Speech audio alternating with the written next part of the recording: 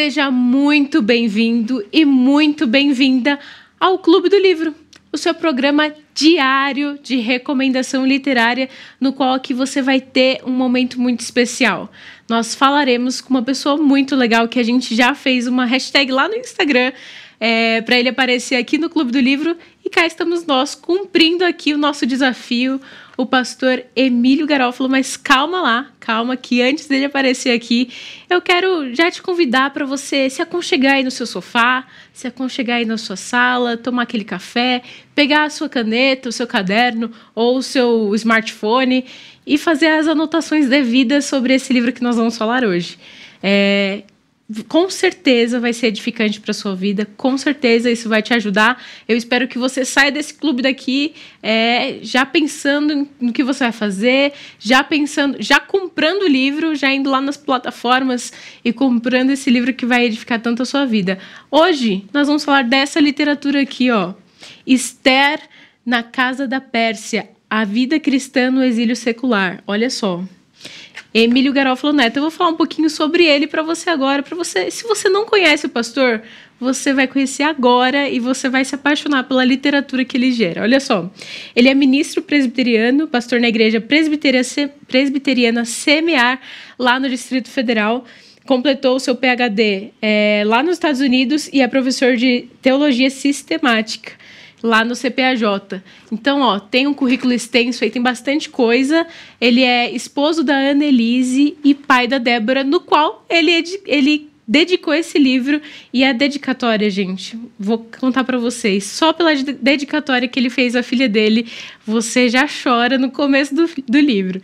E eu quero chamar aqui o pastor para falar com a gente nesse módulo virtual que a gente fez agora. A gente sempre tem presencial e ele está estreando esse jeitinho mais online que a gente está fazendo. Tudo bem, pastor?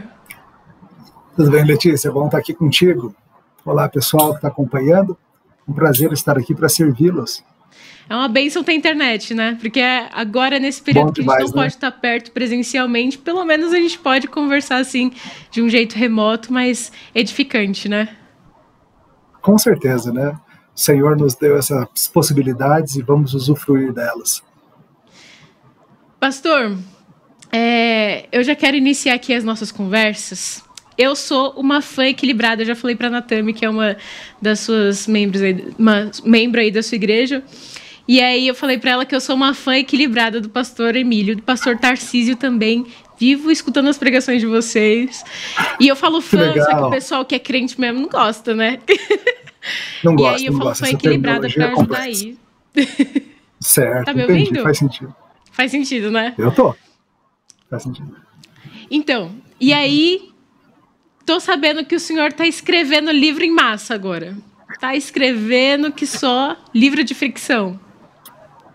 É verdade. Tô aí com um projeto que eu chamo de Um Ano de Histórias, que é um projeto de lançar pelo menos uma história de ficção por mês, desde janeiro até dezembro, né? Já foram aí 4. Ontem saiu a 4ª história, que se chama Lá Onde o Coração Faz a Curva. E a ideia é como fazer... Eles não são romances no tamanho, são mais algo perto de um conto, em termos de número de páginas, mas que está ali na Amazon, dá para encontrar lá baratinho. E a ideia é contar histórias a partir de uma cosmovisão cristã. Tentar incluir aí a cosmovisão cristã em contar desde histórias de pais e filhos, até romances, até como as coisas acontecem no chamado cristão de um adolescente. E tem muitas histórias preparadas aí para o resto do ano. Será que temos aí um C.S. Lewis no século XXI? Ou um Dostoiévski? Olha aí. Não chega tão longe, não. Mas espero só animar o povo, já é bom. Ajudar o pessoal a ler ficção.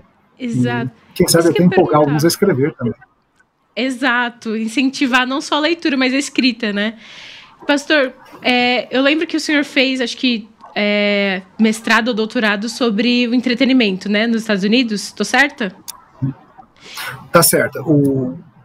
Fala, pode perguntar. Não, isso te influenciou a escrever essas histórias de ficção, né? Entender como que isso é importante para o cristão e como que o cristão entra nesse mundo, né? Que a gente geralmente tem um preconceito. Sim. Lá na minha pesquisa de doutorado nos Estados Unidos, eu tentei aplicar a lente bíblica de criação, queda e redenção, que é a forma que a Bíblia nos treina a ver a vida, né? A gente tem que aprender a enxergar tudo com os óculos das Escrituras. E nesse doutorado eu tentei fazer isso especificamente tentando entender a busca humana por diversão, por que o ser humano, todas as culturas, em todos os tempos, cria formas de jogos, de lazer, com cultura, puxando para isso também, esportes e assim por diante. Por que a gente faz isso? Então minha pesquisa de doutorado foi tentando entender isso aí. E eu tenho escrito e tido a oportunidade de falar aqui e acolá sobre esse assunto. Tem um artigo sobre isso meu aí na Fides Reformata, que é a revista teológica do Andrew Jumper, é disponível gratuitamente online. E tenho também tentado contribuir para que o cristão busque um entretenimento e entenda que isso é algo legítimo e válido, feito de certas formas. E sim, a minha ideia de escrever ficção passa por isso, passa por lazer, por entretenimento para o crente, e mais do que isso, passa por ajudar a moldar a visão das pessoas. É interessante que se você se lembra, é claro que você se lembra, mas o próprio Senhor Jesus, ele se valeu de histórias para ensinar verdades profundas, né, as suas parábolas. E às vezes a gente esquece que são histórias. Mas, por exemplo, a história do filho pródigo, a história do bom samaritano, elas são histórias que Jesus inventou. Elas não aconteceram aquelas coisas, foi uma história que Jesus contou.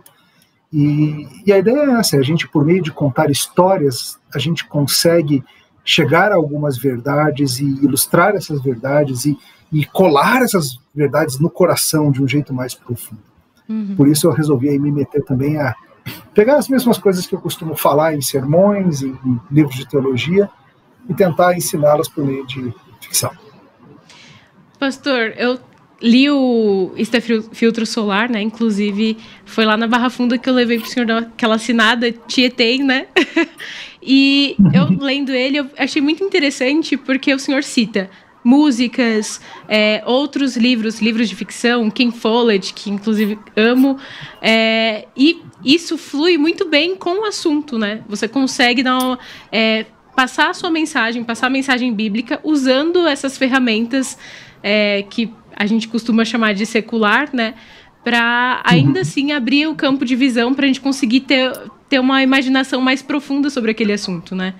Então, acho que é até um chamado para você aí, querido leitor e telespectador hoje. Leia ficção, aproveite e comece com um livro que o pastor está lançando cada mês. Você já tem uma literatura aí por mês para completar o seu ano lendo ficção. Então, a gente já tem um desafio Clube do Livro aí. Pastor, todo o Clube do Livro a gente faz desafio. Aqui nossos leitores são... É que nem Jogos Vorazes. Todo dia tem uma missão diferente.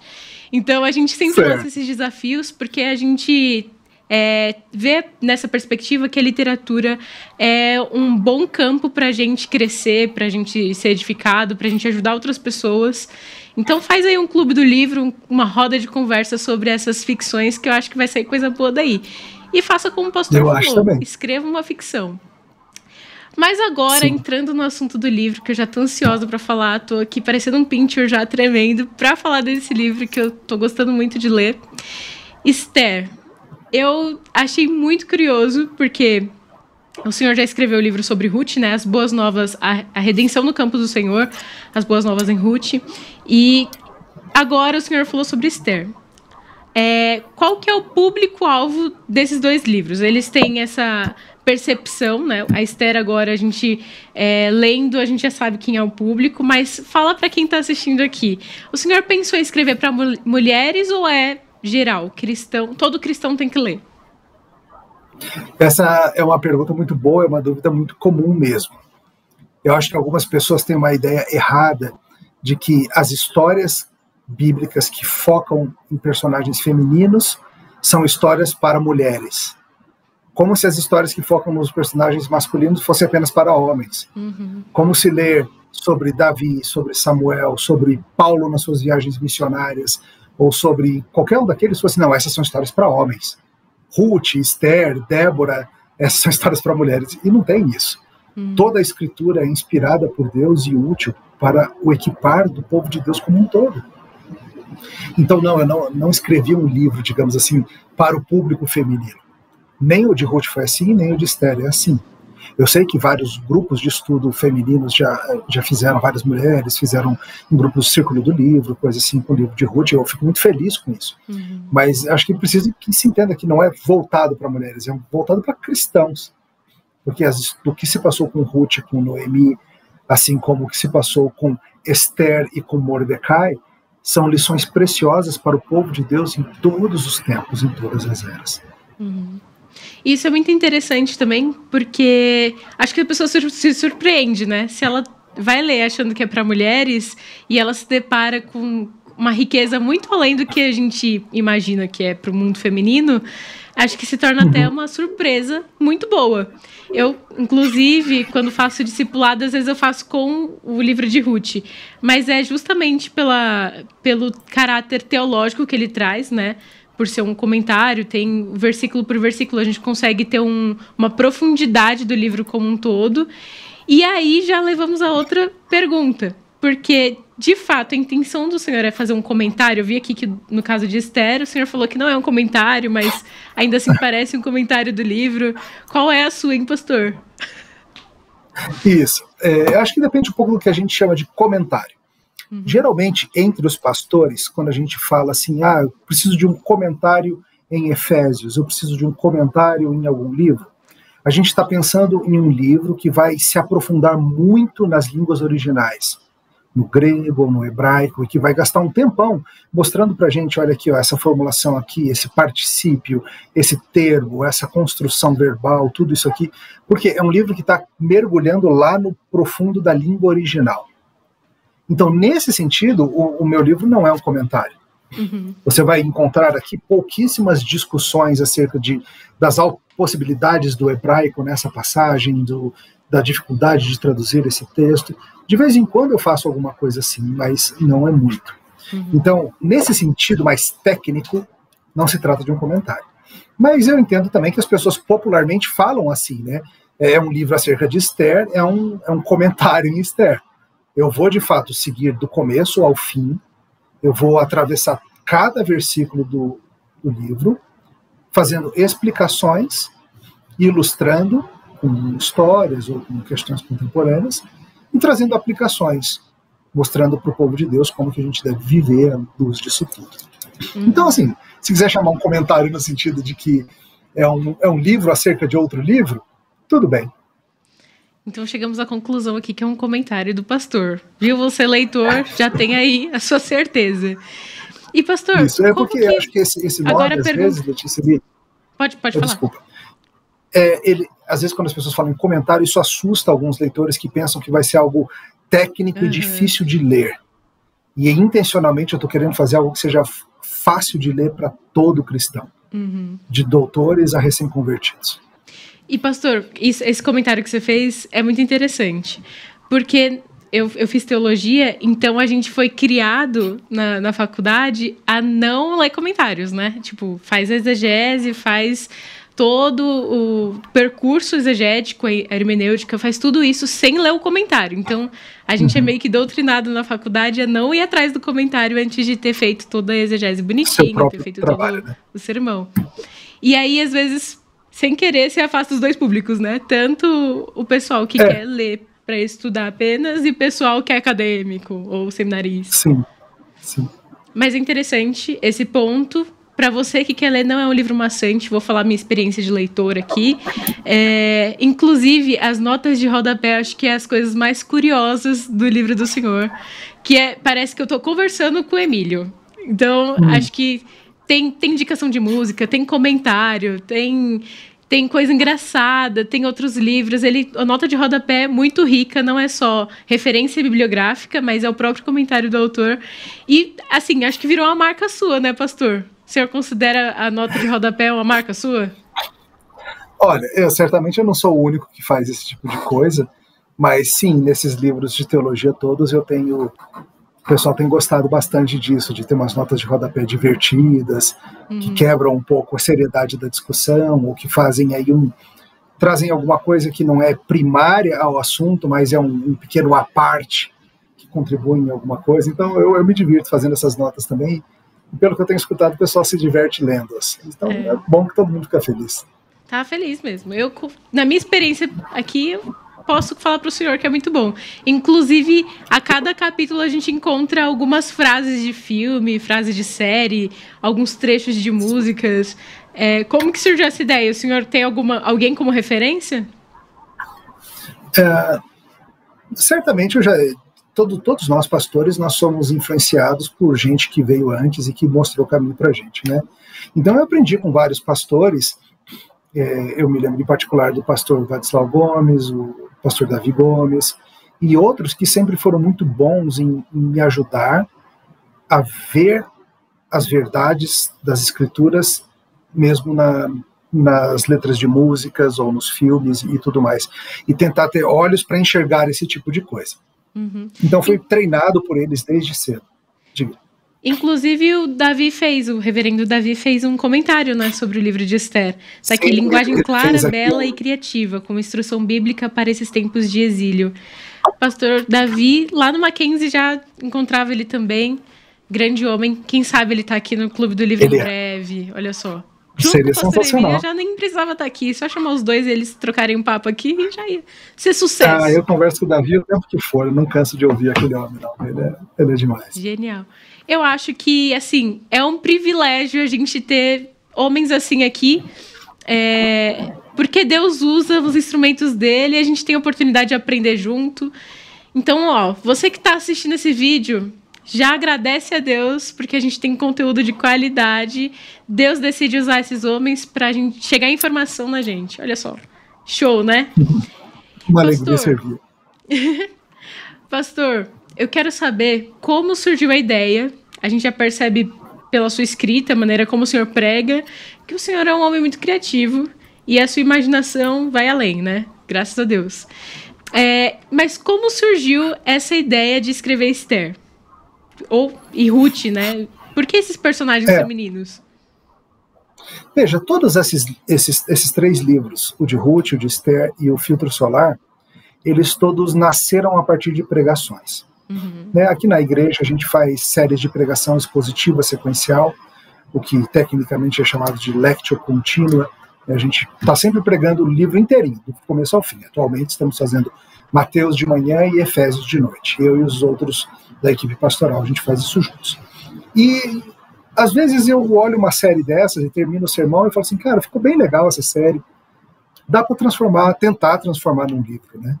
Então, a gente costuma escolher livros da Bíblia, não somente os que sempre são pregados, como Romanos, ou Mateus, ou Efésios, mas justamente no espírito de que toda escritura é inspirada e útil, nós temos buscado pregar livros que são mais incomuns. Os profetas menores, o livro de Esther, o livro de Ruth. Em breve, se tudo der certo, a gente vai fazer uma série em Jó e tentar pregar Jó inteirinho, que vai ser um baita desafio também. Mas a ideia é realmente a gente explorar essas passagens das escrituras que são tão belas e poderosas e cheias de aplicação para o nosso tempo. Eu fico surpreso quando eu pego para ver um livro desses e eu falo assim, uau, tem muito mais aqui do que eu imaginava que tinha. Então é sempre, em primeiro lugar, é um aprendizado para mim.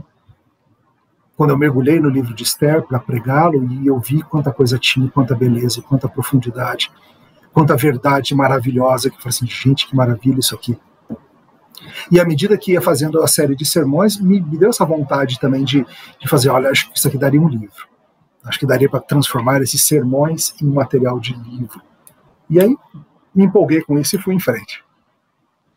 É uma boa, hein? Porque imagina se a cada né, cada trechos de sermões desse sai um livro, show! Pra gente aqui do Clube do Livro vai ser um prazer fazer a cada período desse um livro. Olha, se o tempo existisse para fazer o trabalho de transformar a série em livro, já teria mais uns 10 aí, facilmente. Olha. Porque sermão tem muito, não tem o tempo para pegar esses sermões e reescrever e tudo mais. E é um trabalho, né, pastor? Porque tem revisão, tem hora que você vai parar de escrever, não vem na cabeça. Não sei como que é para o senhor esse processo criativo. Você escreve tudo de uma vez, você vai parando, escreve em tempos, como que é? Então, Os meus sermões, eu costumo escrevê-los inteiros, então já é um bom começo. Eu não faço só um esboço, eu escrevo o sermão inteirinho. De forma que quando chega a hora de transformar isso num livro, já tem algum caminho andado. Mas o que eu faço daí? Eu pego esse sermão e eu tento reescrevê-lo com uma linguagem de livro. Porque a linguagem comunicativa de fala é diferente, a forma que você se dirige ao leitor, o tipo de repetição que você faz, o tipo de informação que você precisa trazer ou não. Então o livro é um formato diferente. Então eu parto dos sermões para ir escrevendo os livros. Eu geralmente, Letícia, eu gosto de trabalhar em vários projetos ao mesmo tempo. Minha mente funciona melhor assim, tanto para ler quanto para escrever. Então, esse livro aqui eu escrevi mais ou menos de julho a novembro do ano passado. Então foram aí uns 6 meses. Mas não é que eu passava horas por dia nele. Às vezes eu passava alguns dias sem pegar. E afinal a gente tem a vida seguindo, né? Tem tudo acontecendo. Esse não é meu trabalho, esse aqui é meu extra nas horas que sobram, né? Meu trabalho é cuidar de uma igreja local, com tudo que está envolvido nisso. Então, às vezes, a gente consegue dedicar em algumas semanas algumas boas horas, em algumas semanas ele fica totalmente largado. Mas eu gosto de estar fazendo várias coisas ao mesmo tempo que estou escrevendo esse livro. Então, eu comecei a escrever esse, eu estava finalizando o filtro solar. Então, o final daquele e o início desse foram escritos mesmo que ao mesmo tempo. E assim vamos. Eu vou tentando... Porque às vezes eu estou cansado de uma tarefa, me descansa fazer outra. A mente meio que bota aquilo lá on hold, e eu cuido de outra coisa, e assim vai bem. Muito bom. E, inclusive, nesse período que o senhor não toca no livro, né? Eu acho que até enriquece a experiência, talvez o senhor pode até usar algo que aconteceu nesses últimos dias para o próprio livro, né? Já aconteceu isso com o senhor? Com certeza. Já aconteceu, assim, de repente, quando o livro está meio guardadinho ali, me ocorrerem aplicações, me ocorrerem ideias, que acho que se eu tivesse o dia inteiro ligado nele, teriam passado batidas.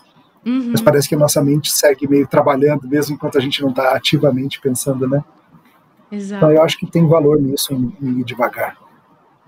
Muito interessante. Eu acho interessante perguntar essas coisas, porque a gente lê um livro e fica naquela perspectiva de leitura, né? De leitor. E aí, quando a gente olha para a perspectiva do autor, é diferente como a gente vai lendo. Sim. Acho que até na hora que a gente vai lendo, às vezes a gente deixa o livro lá, dias depois a gente volta e a gente já lê com uma perspectiva diferente, né? E outra coisa que eu faço também eu não escrevo o livro do início para o fim. Eu vou escrevendo. Às vezes, principalmente como esse, às vezes tá difícil de lidar ali com o capítulo 2, mas eu estou querendo avançar, então eu vou lá e lido com o capítulo 4. Então, assim, eu abro um arquivo, organizo os capítulos e eu vou escrevendo todos eles. É claro, chega um momento em que eu tenho que amarrar isso tudo, eliminar as repetições, dar uma sequência lógica, mas eu tento meio que ir fazendo o que está fácil de fazer. E assim avança mais o processo. E partindo do pressuposto que é um sermão antes, então você já tem pelo menos alguma informação sobre os capítulos, né? Subsequentes. Sim, eu já sei mais ou menos para onde eu vou. Muito interessante. Muito legal ver essa cabeça de autor, porque quem sabe saem autores daqui desse Clube do Livro, esses telespectadores viram aí escritores. Com certeza, quem gosta de ler é o principal candidato a se tornar escritor também. Olha aí. Pastor, eu quero saber agora sobre, especificamente, essa questão de Esther. Eu fiquei muito encucada, confesso para o senhor. Eu gerei várias reflexões na minha cabeça durante a leitura. O senhor relaciona o exílio de Esther, o exílio do povo de Deus, com o exílio de hoje, no século XXI. Agora, certo. Qual é esse exílio que a gente vive hoje, diferente de Esther? Perfeito. Esther e Mordecai, eles são gente do povo de Deus, que estava vivendo na região da Pérsia. Lembra? Houve o exílio babilônico, né? A Babilônia foi lá e levou cativos vários do povo de Deus. O livro de Daniel acontece nessa situação, né? Daniel é levado e aqueles outros homens são levados. Passa um tempo, a Babilônia cai e é substituída por outro império, o Império Persa. E aí os persas são quem estão mandando no mundo nessa época. Nessa altura da história, Já aconteceu o regresso, lembra dos livros de Neemias, Esdras, tudo aquilo que acontece do povo voltar do exílio, reconstruir o templo, reconstruir as muralhas da cidade, tudo isso já aconteceu. Só que muita gente do povo de Deus ficou espalhada pelo Império Persa, inclusive ali na capital, Suzã. Então, Esther, Mordecai, eles são os descendentes daqueles que resolveram não voltar. Eles são os descendentes daqueles judeus que preferiram ficar por lá mesmo. Ou seja, não pense em Daniel, um homem firme que está indo ali, firmemente comprometido a não se contaminar com as iguarias do rei, que se lembra da vida em Israel. Aqueles homens do livro de Daniel, eles haviam vivido em Sião, eles haviam vivido em Israel. Esther não. Esther já nasceu no exílio. Ela ouviu acerca da terra prometida. Ela certamente conheceu algo dos costumes e das histórias e dos rituais. Mas ela nunca esteve lá. E é por isso que eu acho que há uma similaridade muito interessante com a gente. Quem chamou minha atenção para isso foi um autor chamado Mike Cosper. Eu cito ele algumas vezes no meu livro. Que ele mostrou que a nossa similaridade no nosso exílio é muito mais parecida com Esther. Nós já nascemos neste mundo. Nós nunca estivemos lá. Nós sabemos do que se passa, nós ouvimos as músicas, nós ouvimos as histórias, mas a gente está no exílio, nesse mundo que a gente vive, que não é a Pérsia, mas é um outro império. É o império secular, onde a gente habita aqui no Ocidente. Com seus poderes, com seus rituais, com suas verdades, com seus problemas diversos. E nós temos que lidar com morar aqui, tendo ouvido notícias da nossa terra prometida, mas nós nunca estivemos lá. E é difícil, às vezes, ser povo de Deus no exílio, quando a gente nunca teve a oportunidade de estar em casa. Eu achei muito bom essa analogia, até cheguei na parte que o senhor cita, Daniel, e pensar... Nunca tinha pensado, eu achei isso muito interessante, que a nossa vida aqui é um exílio. Isso explodiu minha cabeça, sim, expandiu em 30%, sim, mais ou menos. Porque muda a perspectiva que a gente tem de realidade, né? Pensar que o nosso período aqui agora, calma, não é tudo, né? Tem a nossa terra lá, a gente tem que ansiar por lá, por Jerusalém, olhar para Jerusalém. Isso. E ver Paulo como usa essa analogia, né, dos forasteiros, dos peregrinos, dos que são de outro país. Né? Nós somos brasileiros, mas o Brasil é a nossa segunda pátria. Nós nunca estivemos na nossa primeira pátria. Exato. E a gente está acostumado com a cultura daqui, né? Eu achei essa ligação de ideias muito boa para a gente entender como que a gente lida com a cultura daqui, como que a gente lida com a nossa terra de exílio, né? E ver a Esther como um exemplo de como isso aconteceu e passar para a nossa vida hoje, eu acho que é uma questão de virar a chave, né? De como que a gente tem lidado hoje, mas, na verdade, como que a gente tem que lidar, né? E como que é a mente das pessoas, como o rei Assuero, né? Como que é a mente dos poderosos. Eu achei isso genial. No primeiro capítulo o senhor falou sobre isso, né? Sobre a mente das pessoas que governam, né, a terra do exílio, no caso da Pérsia ali. E como que isso era opressor, de certa forma, com o povo que estava lá. Com o povo até mesmo que eram descendentes dos judeus. Isso se aplica para a gente hoje, e eu gostaria que o senhor falasse um pouco sobre isso, sobre como o senhor aplicaria isso hoje para os nossos telespectadores, para a gente que está aqui no século XXI, 2021, pandemia, como que o senhor aplicaria esse exílio?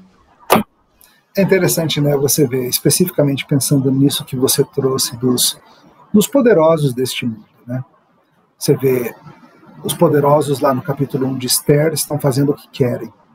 Tem uma festa de 180 dias, seguida de uma festa de 7 dias, com toda a opulência daquele império, com o vinho rolando solto, com um rei que faz o que quer, um rei que tem o seu harém, o rei que manda para a rainha e fala assim, traz a rainha lá que eu quero exibi-la, e tudo mais. E os poderosos desse mundo parece que fazem o que querem mesmo. parece que eles têm dinheiro sem limite, poder sem limite, oportunidade sem limites. E quando você começa a ver a história, você fala, tá, cadê o povo de Deus aqui? E o povo de Deus está ali, espalhado. Tem uma moça que logo vai ser raptada para se tornar mulher do rei. Tem um cara chamado Mordecai, que é um nome estranho para um judeu ter, porque é um nome em homenagem a um deus pagão. Se você se lembra lá em Daniel também houve uma mudança de nomes, né? Mas a gente nem aprende o nome não pagão desse homem, talvez ele só tenha esse nome mesmo. Então, a gente olha e parece muito com a nossa realidade. Porque nós, o povo de Deus, a gente está aqui espalhado pelo mundo. Alguns de nós, podemos até ter posições mais preeminentes no mundo que a gente vive, podemos, mas em geral, esse mundo vive com seus poderes, com seus ritmos, com suas decisões, e a gente que se vire, e a gente que aguente. Então, o livro de Esther começa mostrando que a experiência de o povo de Deus não estar no controle da situação, mas estar debaixo da liderança de gente que faz o que quer, não é uma experiência nova. Não é só a gente que está vivendo assim. O povo de Deus conhece esse tipo de vida. Por isso que é interessante notar, a nossa vida aqui parece muito mais com o tempo do exílio do que com o tempo em que Israel estava em Canaã. Porque em Canaã eles mandavam, eles tinham herança, eles tinham seus reis. A gente não, a gente está aqui debaixo de poderes que não têm o nosso melhor interesse em vista, muitas vezes, e a gente faz o quê? Como que a gente vive? E Esther vai responder como que a gente vive, como que a vida ainda assim. E é interessante porque eu estava lendo aquela parte que o senhor fala sobre esses poderes tentarem controlar até o que o povo ia beber, né? O que eles não iam beber, o que eles iam beber. E me lembrou muito o que a gente vive hoje, né? E quer controlar o que a gente vai falar, o que a gente deixa de falar, o que a gente pode beber, o que a gente não vai beber. E pensar nessa realidade faz com que a gente se entristeça, obviamente, a gente vai se entristecer com essa realidade que o pecado trouxe, mas no final da história, e mesmo que não tenha a citação de Deus, que é uma das coisas que as pessoas mais comentam do livro de Esther, ainda assim a gente vê esperança, né? E a gente consegue olhar para o reino lá em cima, olhar para Deus, olhar para Cristo e ter a verdadeira esperança, né? E voltar para nossa terra, para nossa pátria verdadeira, né? Para nossa primeira pátria. Então eu gostaria... Pode falar. Não, eu ia falar que é isso mesmo. Uma das coisas que incomodam às vezes os leitores de Esther é que Deus não é mencionado. E fica parecendo assim uma história sem Deus, mas Deus não vai matar esse Assuero, não? E Deus não vai matar... Cadê Deus esmagando o exército persa? E não tá. E esse é outro aspecto que é muito parecido com a gente, sabe? Porque hoje, o tempo que a gente vive, nesse período pós-apostólico, rumando aí para a última fase da história, seja quando for que venha, mas a gente também não está num período em que Deus está ali, abriu o mar hoje. Deus abriu o mar para a gente passar ali hoje. Ou a gente não está vendo pão aparecendo sobre as pedras, ou coisas acontecendo assim. Então, nós não estamos numa era como o povo de Deus experimentou de grandes sinais e maravilhas. E Esther também não. Mas a gente sempre conta com a providência ordinária do Deus que está orquestrando todas as coisas. Então, se você olhar com atenção, você vai ver que Deus está na história inteirinha. Seja dirigindo o lançamento de dados, seja botando pessoas em certas situações, pessoas que ele quer aqui, pessoas que ele quer ali, fazendo uma pessoa ouvir uma conversa importante em certa hora, fazendo outra pessoa chegar no palácio exatamente no momento em que tal coisa acontece. Então, assim, Deus está orquestrando todas essas coisas. E na nossa vida, às vezes a gente fica assim, poxa vida, será que Deus está cuidando mesmo do seu povo hoje em dia?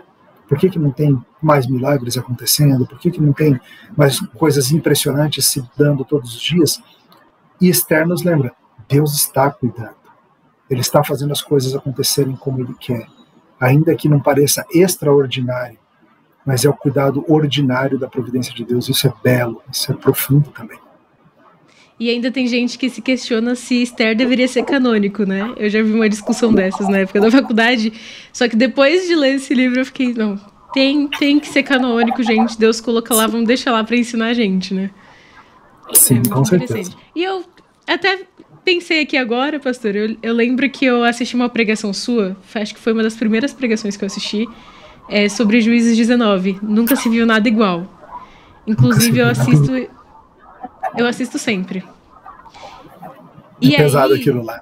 Pesadíssimo. Mexeu comigo. Acho que eu tive uma crise existencial durante os 3 dias seguidos. Mas acho que a ideia é ter mesmo. O senhor gosta de pegar uns temas assim meio pesado, né? Só aqui fazendo minha nota de rodapé, gosto de pegar uns temas assim em que a gente para pensar, mas cadê Deus nessa história? Que Deus não tá vendo isso? E no final o desfecho você conseguir fazer um sermão e conseguir enxergar Deus agindo nas menores coisas é muito bom, assim, mexe muito com a gente que é cristão e acha que desconfia da presença de Deus às vezes, né? O senhor não quer escrever um livro sobre Juízes 19, não?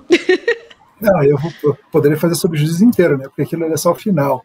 A gente pregou Juízes inteirinho, desde o primeiro capítulo. Foi muito legal. Eu e os outros pastores, a gente se alternou aqui. E foi tão bom mergulhar naquelas histórias todas. Eu fiz toda a sequência de Sansão e eu achei sensacional lidar com a história daquele homem. E todo mundo, né? Jefté, Gideão. A gente tem ideias um pouco erradas sobre essa turma. Porque às vezes a gente conhece só a versão vegetais da coisa, né? Exato. Só a versão assim, bonitinha de Gideão corajoso ou de Esther corajosa. E a gente não vê o quanto essas pessoas erraram também. Então é bem legal. Então, quem sabe aí Juízes seja um bom projeto, sim. Olha só. Inclusive, o senhor falou um ponto muito legal, que às vezes a gente infantiliza, né? O senhor até fala no começo desse livro, a história de Esther, a história de Sansão, a história de Davi, enfim, esses personagens bíblicos são infantilizados às vezes, né? E aqui, por exemplo, na EBD das crianças, a gente tenta fazer com que o mesmo conteúdo que a gente passa no culto adulto, né?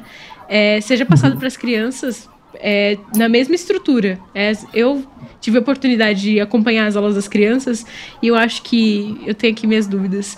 Se dar aula para elas é muito mais difícil do que dar para o adulto. Eu tive essas duas experiências, porque você precisa só mudar a linguagem para as crianças, obviamente, mas o conteúdo tem que ser o mesmo.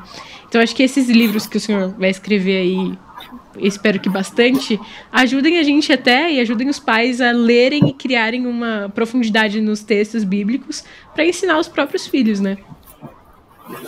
Eu espero que sim, espero que esses livros sirvam como ferramentas para pastores que vão pregar, para pais, crente na sua caminhada cotidiana, entender melhor e sim, ensinar as crianças a palavra de Deus é um desafio mesmo, ainda mais se for Juízes, né? Aí que é o mais difícil mesmo. Eu acho que eu ia me questionar se eu fosse criança, mas graças a Deus... Como assim? Exato. Eu lembro que Juízes 19 eu li, eu já era bem mais velha, né? E eu entrei em pânico, porque eu fiquei assim, gente, pra quê? Pra que Juízes 19? E depois de uns estudos, depois da pregação do senhor, eu consegui entender melhor.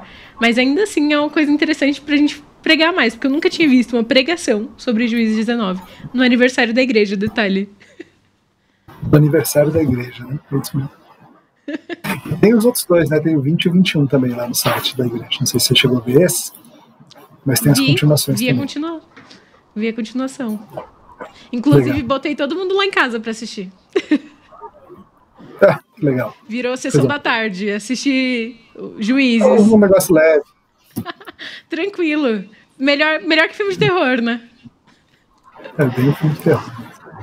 Pastor, agora para encerrar, nosso tempo tá acabando, minha produtora tá assim, ó. Para de pegar o tempo do pastor, vamos acabar esse programa. Mas assim, ficaria horas e horas conversando. A gente tem um lag assim no tempo da transmissão. Eu espero que em novembro que o senhor estará aqui, a gente grava aqui mais um clube, a gente grava de outro livro seu. Novembro, para quem não sabe, teremos a conferência Impacto com o tema Pecados Intocáveis e teremos Emílio Garófalo aqui como um dos preletores, então já se inscreve aí no site do Ministério Impacto com N e você vai ser muito edificado com certeza. Agora, pastor, qual é a mensagem que o senhor quer passar hoje para o telespectador que se interessou aqui pelo livro de Esther, que quer estudar esse livro e que precisa só daquela mensagem do autor para ir no site comprar? Tá bom. Eu acho que o livro de Esther, ele é um livro que ajuda a gente a conseguir enxergar melhor a mão de Deus em tempos difíceis. Todos nós estamos vivendo tempos difíceis, né? Todos nós passando por coisas que são cansativas, desgastantes. Uma fase que ninguém de nós aguenta mais, todo mundo não vê a hora de acabar. E eu sei que às vezes o povo de Deus fica se pensando, às vezes se pega pensando mesmo, puxa vida, por que Deus não resolve esse negócio logo? Porque o que Ele quer com isso? O que Deus está fazendo? E Esther nos ajuda a ver que Deus sempre está operando, mesmo quando as coisas parecem estar indo mal, e ajuda a ver que nós, como seu povo, estamos sempre sendo cuidados, mesmo que pareça que não. Então, Esther é um livro de grande esperança acerca dos triunfos de Deus nos seus planos de salvação. Amém. Já tô com o olho cheio de lágrima. É muito bom poder meditar na palavra de Deus dessa forma. Pastor, Deus abençoe a sua vida. Eu falo que eu sou uma fã equilibrada, mas olha que Jesus lindo, dá vontade de apertar ele. E graças a Deus pela sua vida, que Deus abençoe sua filha, a Annelise, que com certeza crescem ouvindo boas pregações, a palavra de Deus. Quem sabe aí, futuras escritoras também. E agradecer pela sua disponibilidade dentro de uma agenda tão cheia. Agradecer pela sua presença aqui, que o Clube do Livro vai estar sempre de porta aberta para o senhor, viu? Pode aparecer sempre que quiser. Tá bom. Muito obrigado pelo convite e sinto que tenha demorado para dar certo, mas fico feliz que tenha dado. E é uma alegria servi-los. Deus abençoe aí vocês que fazem toda a produção do programa e também a todos os ouvintes, telespectadores, que o Senhor seja convosco. Amém. Olha aí, se você é de Brasília, já aparece lá na Igreja Presbiteriana Semear, que é a igreja do pastor Garófalo. Pastor Tarcísio também prega muito lá. E eu já convido você, se você é de Brasília, aparece lá, dá uma visitinha. Se você for passar por Brasília, já para lá um pouquinho, porque com certeza vai ter pregação boa para você. E aqui o Clube do Livro foi muito especial, esse módulo novo de online, já que por diversas circunstâncias a gente não pode fazer presencial. A gente está aqui nesse formato hoje, a gente vê que tem uma diferença, né? Eu sinto bastante a diferença quando o convidado está aqui presencial, tomando naquela xícara comigo, conversando.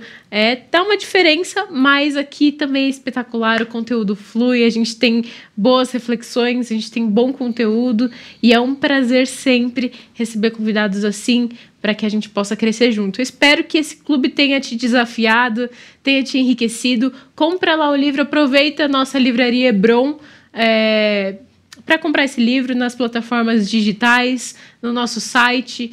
Compra aí em qualquer lugar que você achar, ache esse livro, compre e depois você me conta aqui o que você achou, como tem sido as suas leituras. Qual é o próximo livro do pastor Garófalo que você quer ver aqui no Clube do Livro?